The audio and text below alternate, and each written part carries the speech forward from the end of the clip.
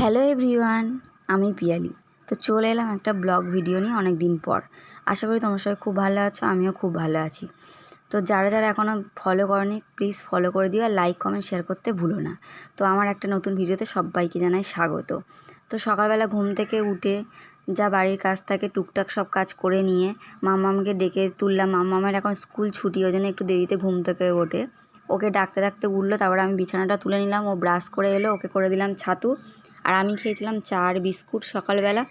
তারপরে অনেক দিন ধরে লক্ষ্মীর জন্য একটা ব্লাউজ আর শাড়ি তৈরি করবো বলে ভাবছিলাম, সেটাও বানিয়ে নিলাম। তারপর জল আসতে জল তুলে চান টান করে নিলাম। নিয়ে এদিকে দেখো মাথাটা আঁচড়ে সিঁদুর টিপ পরে নিলাম, মুখে একটু ক্রিম মেখে নিলাম।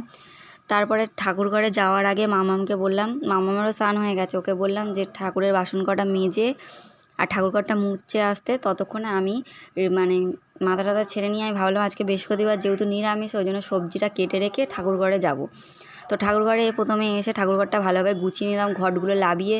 মামাম তো ঘট মাজতে পারবে না ঠাকুরের, ওই জন্য ওইগুলো আমি মেজে নিয়ে চলে এলাম।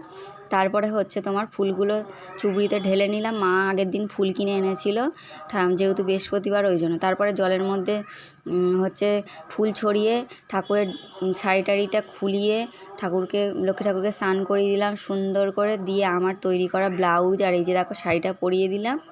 আর চুলটাকে বিনুনি করে দিলাম সুন্দর করে। আগে চুলটা ছাড়াই থাকতো, ভাবলাম একটু বিনুনি করে দেখি কেমন লাগছে। তারপর একে একে ঠাকুরের সব গয়নাগুলো পরিয়ে দিলাম।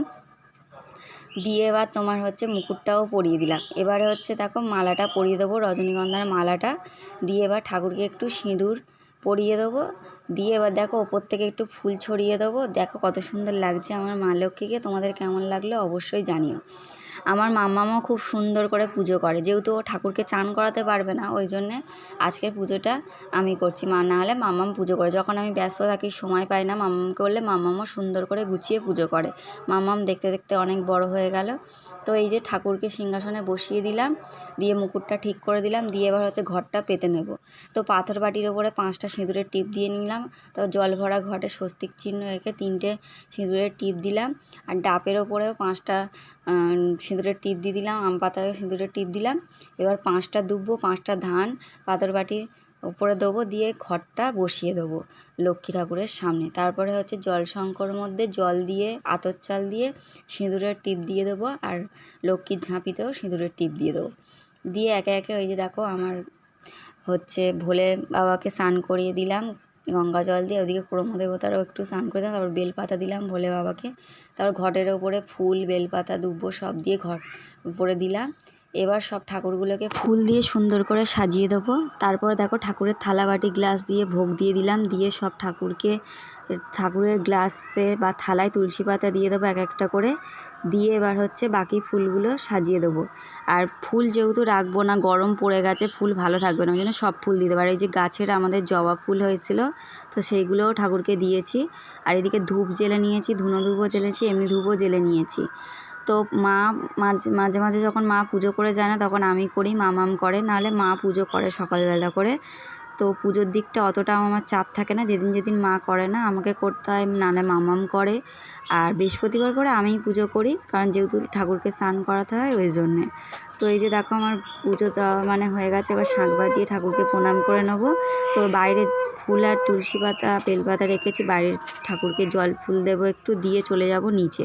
তার আগে চলো তোমাদের ঠাকুরটা দেখিয়ে দিই। দেখো কত সুন্দর লাগছে সিংহাসনটা আমি ঠাকুরকে ফুল দিয়ে সাজিয়েছি। তো তোমাদের কেমন লাগলো জানিও।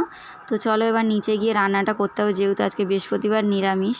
তো এই যে দেখো উচ্ছে আলু ভাজা বসিয়ে দিয়েছি, আর এদিকে ভাত বসিয়ে দিয়েছি, ফুটে গেছে, অফ করে রেখেছি। আর এদিকে পাঁপড়ও ভাজা হয়ে গেছে, বিট গাজর আলু ভাজা করব। আর এদিকে তোমার সয়াবিনের তরকারি করব, ওর জন্য পটল কুমড়ো আলু দিয়ে সয়াবিনের তরকারি বেশ খেতে ভালো লাগে নিরামিষ। তো এই যে দেখো আমার তরকারিও হয়ে গেছে, ফুটছে, এবার লাবিয়ে নেবো। তো মামামেরও খিদে পেয়ে গেছে, তো লাবিয়ে নিয়ে এবার গ্যাস মুছে বাসন মেজে ঘরটা আরেকবার ঝাঁট দিয়ে তারপর খেতে বসে গেছি আমি আর মামাম। খাওয়া হয়ে যেতে বাসন মেজে নিয়েছি, নিয়ে দেখো এই আয়নার সামনে চলে এসেছি, একটু ঢং করে নিচ্ছি। বৃহস্পতিবারের ভিডিওটা যেহেতু শুক্রবার দেখছো, আজকে যেহেতু রামনবমী, সবাইকে জানাই রামনবমীর অনেক অনেক শুভেচ্ছা। সবাই ভালো থেকো, সুস্থ থেকো।